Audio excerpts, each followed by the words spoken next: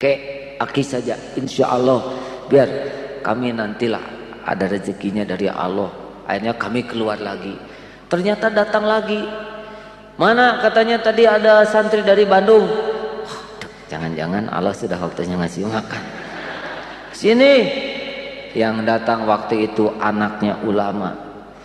Sini, Allahu Akbar, itu dikurang lebih 5 lodor itu ya, mie sayur. Aduh, Masya Allah, padahal nggak segini yang saya harapkan ya. Itu enak makan. Enak makan tuh bukan dari rasanya makanan, tapi enak makan tuh puas dikasih oleh Allah. Ya Allah, nggak pernah salah yakin kepadamu. Ana inda dzanni abdi, aku adalah sesuai dengan prasangkaan hamba kepadaku. Itu kan janji Allah. Malam itu tidur dengan perasaan puas diberi rezeki. Pas besoknya mau pulang baru ingat ongkos terbatas. Awas, tidak boleh tomak, kita harus siap jalan sampai Singaparna insya Allah. Datang lagi kakek-kakek itu, Ujang, ayo ikut dengan Aki. Waduh, ya Allah, terima kasih pertolonganmu. Ternyata dia juga nebeng waktu itu, ada pick up gitu. Wah ya sudahlah, pertolongan Allah macam-macam yang. Akhirnya pulang sampai ke rumah kakek ini. Ternyata kakek ini baru selesai membangun masjid, ingin didoakan oleh para pemuda.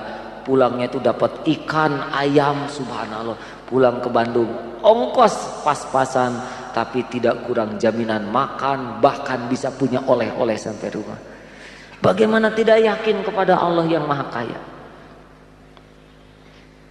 Suatu saat ketika istri hamil, tidak apa-apa cerita pengalaman ini, atau ada yang punya cerita yang lebih bagus? Ini pengalaman masa lalu ya. Pekerjaan saya waktu itu jualan bakso, tapi pas-pasan, jadi pas butuh kurang gitu ya. Istri hamil, nggak pernah bisa beli apa-apa. Ada uang tidak seberapa. Ya Allah, ingin sekali saya membelikan anggur barang sekilo. Akhirnya jualan film dan baterai. Kan kalau orang di wisuda suka genit ya, ingin dipotret terus. Waktu itu di Ikopin ada acaranya. Ke Braga, nyimpen boreh uang, bawa barang pakai pick up. Sesampainya di Braga itu, sampainya di Jatinangor, kaget karena salah tanggal. Jadi di sana sepi, tidak ada satu. Terus terang waktu itu saya kecewa kepada Allah. Ya Allah, kok gini-gini amat. Engkau sudah tahu saya ini hanya ingin membahagiakan istri, dan engkau tahu uangnya juga pinjaman. Apa susahnya bagi engkau memberitahu? Sebelum berangkat udah sholat dulu, udah sedekah. Rob, kenapa sih gini-gini amat? Waktu itu rada manja kepada Allahnya ya. Saya tuh menggerutu, ya Allah, kau nggak boleh begini. Waduh, maklum lah, masih remaja. Tapi sudah nikah. Saya ingat sesampainya di Masjid Cipadung, malu mau pulang karena nggak hasil uang.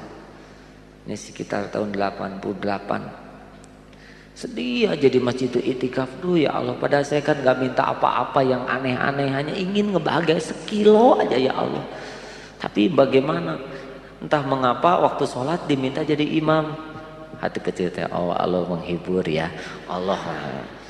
Pulang menjelang asar, makin dekat ke rumah teh makin sedih. Ya Allah, gimana saya bisa membahagiakan istri? Ketika sampai ke rumah, disambut oleh istri itu. Waktu dulu tinggal di pondok orang tua Permai. Sini. Ada apa mas? Sini cepat. Tiba-tiba saya diajak ke kamar. Ketika dibuka di pintu, lihat Allahu Akbar, subhanallah. Apa yang terjadi? Ternyata beberapa menit sebelum pulang, datang seorang ibu-ibu mengirimkan sekeranjang buah-buahan lengkap, anggur, apel, belimbing, jambu.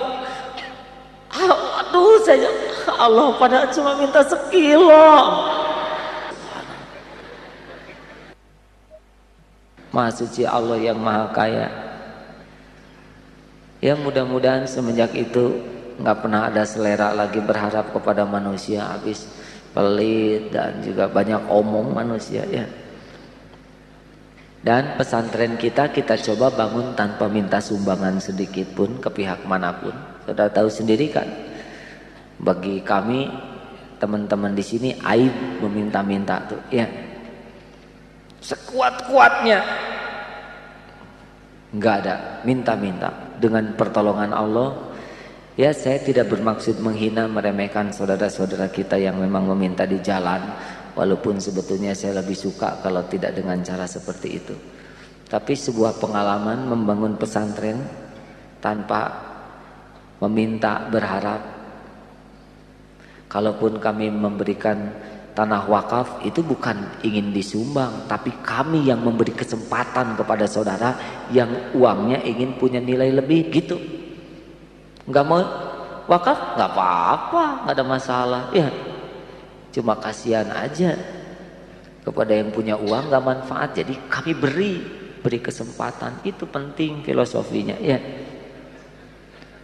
Jadi jangan merasa berjasa kalau sudah sedekah tuh ya, merasa berterima kasih sudah diberi jalan, rezekinya punya nilai manfaat. Kami pun nggak boleh merasa berjasa karena untung kami dipilih, diberi kesempatan memanage ini ya. Yang berjasa cuma satu, Allah saja, penguasa segala kebaikan. Nah rekan-rekan sekalian, ini penting sekali. Sesulit, sepahit apapun, barang siapa yang meyakini Allah yang maha kaya, Allah yang maha besar, kita hormati setiap orang dengan cara yang proporsional, tapi hati jangan pernah nyantel. Walaupun kita mau berkawan dengan orang kaya,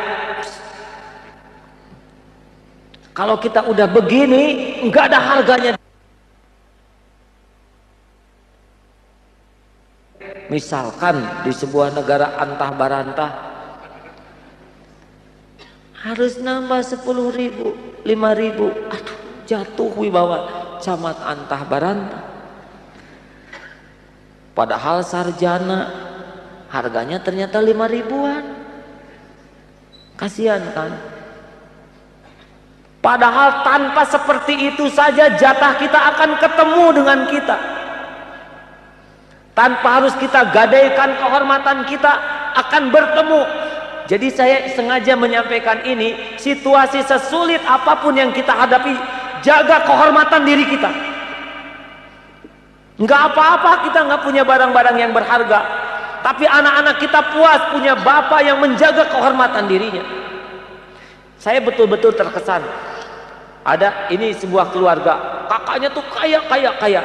Salah satu adiknya yang bungsu sudah jadi janda, tapi dia pontang-panting mati-matian kerja cari nafkah untuk menyekolahkan anaknya. Padahal kakak-kakaknya kaya, tapi itulah yang membuat sangat dihormati oleh kakak-kakaknya. Dia memang terbatas ekonominya, tapi dia tidak pernah membatasi harga dirinya.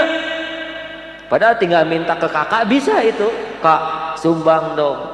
Mengapa sang adik begini kuat? Karena dia yakin bahwa rezeki dirinya, rezeki anaknya sudah ada dalam janji Allah. Tidak harus dengan menggadaikan kehormatan dan harga diri kita. Inilah kekuatan iman seperti itu. Jadi kita jalani hidup yang cuma sekali-kalinya ini, benar-benar setiap gerakan kita penuh dengan perhitungan, penuh dengan kehormatan. Kapanpun kita mati, itulah keberuntungan kita. Jangan takut mati.